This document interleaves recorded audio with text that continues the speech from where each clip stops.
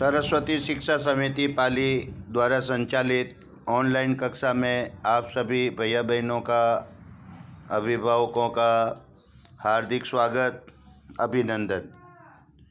प्रिय भैया बहनों, अभिभावकों, आज हम प्रथम पाठ की छठी गृह कार्य कड़ी में प्रश्न संख्या 3 करने जा रहे हैं। इसमें लिखा हुआ है रिक्त स्थानानि भूतकालिक रूपई पूरयतु, यानी ये जो नीचे खाली जगह दी हुई है इसका भूतकाल के रूप में खाली जगह को भरना है।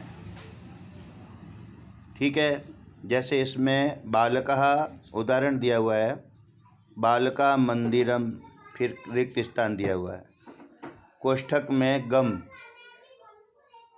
ठीक है, तो अब गम का भूतकाल रूप भरना है। गम का भूतकाल होता है गतवन्तः। तो बालकः मंदिरम गतवन्तः, यानी बालक मंदिर गए। इसी तरह प्रश्न ये उदाहरण के रूप में दिया हुआ था, गम का हमने गतवन्तः कर दिया। इसी तरह सेविका कार्यम क्री दिया हुआ है अपने कोष्ठक में। अब क्री का भूतकाल के रूप में खाली जगह को भरनी है, तो क्री से बन गया कृतवन्तः।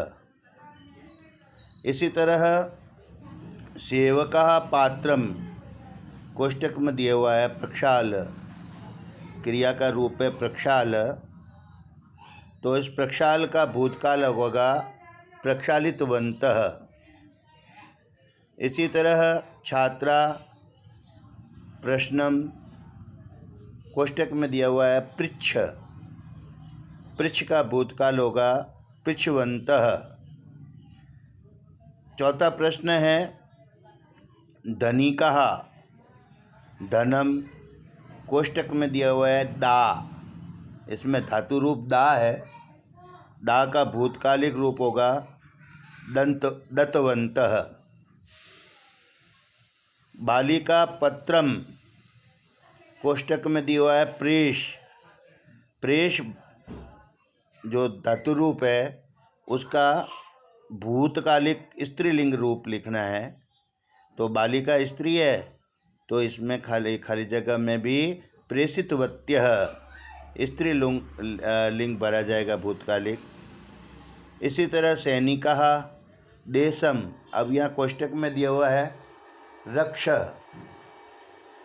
और क्या हो जाएगा रक्षितवन्तः, क्या हो जाएगा रक्षितवन्तः। इस तरह से हमने ये देखा कि जो कोष्ठक में दिए हुए हैं क्रिया के रूप, उस क्रिया के रूप के भूतकालिक रूप भरने। ठीक है, फिर से हम देखेंगे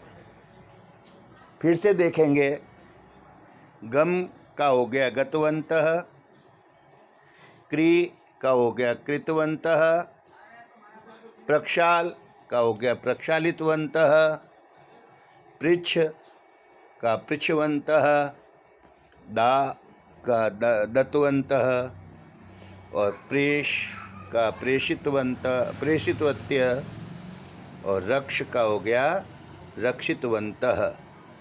समझ में आया ना? अब जो क्रिया का रूप होता है वो कर्ता के अनुसार होता है। कर्ता यदि पुल्लिंग का होता है तो क्रिया का जो रूप है वो भी पुल्लिंग भरा जाता है। ठीक है ना? कर्ता यदि स्त्रीलिंग है तो क्रिया का रूप भी स्त्रीलिंग भरा जाएगा। ठीक है, तो यहाँ हमने बालकः, ये जो है ना पुल्लिंग है बहुवचन, तो उसी तरह हमने बालका गम का भी हमने गतवन्तः कर दिया, बालका मंदिरम गतवन्तः। इसी तरह सेविका स्त्रीलिंग है, सेवकः बहुवचन है पुल्लिंग है, तो हमने प्रक्षालितवन्तः पुल्लिंग बहुवचन कर दिया। छात्राः, छात्र छात्रौ छात्राः पुल्लिंग है, तो हमने पृच्छ का पृच्छवन्तः पुल्लिंग रूप लिखा बहुवचन में। धनिका ये भी बहुवचन है, पुल्लिंग है, तो दा का दत्तवन्तः कर दिया। इसी तरह बालिका स्त्रीलिंग है, तो प्रेषित का हम प्रेषितवत्यः कर दिया। और सैनिका पुल्लिंग है, बहुवचन है, तो रक्ष का रक्षितवन्तः कर दिया। तो किस बात का ध्यान देने की आवश्यकता होती है? ध्यान देना होता है कि यदि कर्ता यदि पुल्लिंग का होता है तो हम क्रिया का जो रूप है वह भी पुल्लिंग में ही लिखेंगे। कर्ता एक वचन का होता है तो क्रिया भी एक वचन में लिखेंगे। कर्ता बहुवचन का है तो क्रिया का रूप भी बहुवचन में लिखेंगे। इस बात का ध्यान रखना होता है। तो फिर से हम इस प्रश्न को उत्तर जानते हैं। उदाहरण दिया हुआ है, बालकः मंदिरम, गम का गतवन्तः। इसी तरह सेविका कार्यम, क्री का कृतवन्तः, सेवकः। इसी तरह सेवका पात्रम, प्रक्षाल का प्रक्षालितवन्तः। ठीक है। और छात्रा प्रश्न पृच्छ का पृच्छवन्तः। धनिका धनम, दा का दत्तवन्तः। इसी तरह बालिका पत्रम, प्रेषितवत्यः। और सैनिका देशम, रक्षितवन्तः। आपको समझ में आया होगा। फिर से ध्यान देना और इसे करना। चौथा प्रश्न है, एतेषां वाक्यानां बहुवचनानि लिखतु। इन जो वाक्य दिए हुए हैं वो सारे एक वचन के वाक्य दिए हुए हैं, और उन सारे एक वचन के वाक्य को आपको बहुवचन के वाक्य में बदलना है। एक वचन के वाक्य को बहुवचन के वाक्य में बदलना है। तो क्या लिखना है? बालकः क्रीडांगने क्रीडितवान। तो बालकः क्रीडांगणे क्रीडितवन्तः। बालक का बालकः हो गया और क्रीडितवान का हो गया क्रीडितवन्तः। ये बहुवचन हो गए। इसी तरह छात्रा छात्र, तो छात्र छात्रौ छात्राः, तो छात्रा इसका बहुवचन हो गया। तो छात्रः देवं नमस्कृतवानः, तो क्या हो गया? छात्रा देवं नमस्कृतवन्तः। इसी तरह शिक्षक पाठम पाठितवान, तो शिक्षकः, शिक्षक का बहुवचन हो गया शिक्षकः। पाठम पाठितवन्तः, तो पाठितवान का हो गया पाठितवन्तः। बालिका पत्रम प्रेषितवती, बालिका का बहुवचन हो गया बालिकाः। बालिका बालिके बालिकाः, बालिकाः इसका बहुवचन हो गया। तो पत्रम का प्रेषितवती का हो गया प्रेषितवत्यः।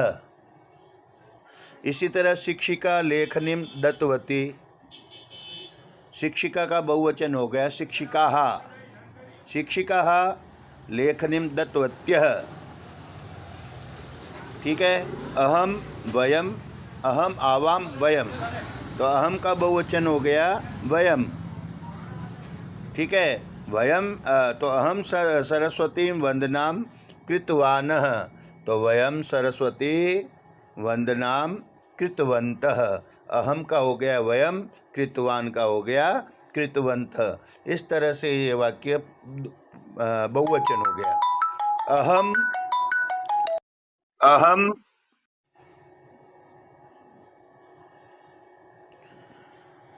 अहम मिष्टान्नम खादितवती। अहम यहाँ स्त्रीलिंग है, खादितवती लिखा हुआ है ना, इसलिए ये स्त्रीलिंग है। तो अहम का हो गया वयम और खादितवती का हो गया खादितवत्यः। तो आप सबको ये समझ में आया होगा कि किस तरह से वाक्य को बहुवचन में बदलते हैं।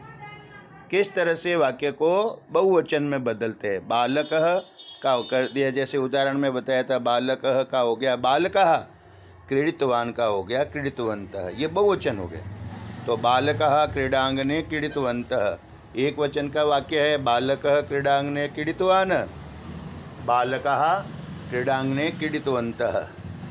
छात्रदेवं नमस्कृतवान्, तो छात्रादेवं नमस्कृतवन्तः। शिक्षकः पाठं पाठितवान्, बहुवचन हो गया, शिक्षकाः पाठं पाठितवन्तः। बालिका पत्रं प्रेषितवती, बालिकाः पत्रं प्रेषितवत्यः, ये बहुवचन हो गया। शिक्षिका लेखनीं दत्तवती, शिक्षिका लेखनीं दत्तवत्यः। अहं सरस्वती वन्दनां कृतवान्, वयं सरस्वती वन्दनां कृतवन्तः। अहं मिष्टान्नं खादितवती, वयं मिष्टान्नं खादितवत्यः। आशा करता हूँ आप सबको समझ में आया होगा। ठीक है, इसको आप अपनी अभ्यास पुस्तिका में सुंदर राइटिंग में, सुंदर लेख में लिखेंगे। ठीक है, नमस्कार।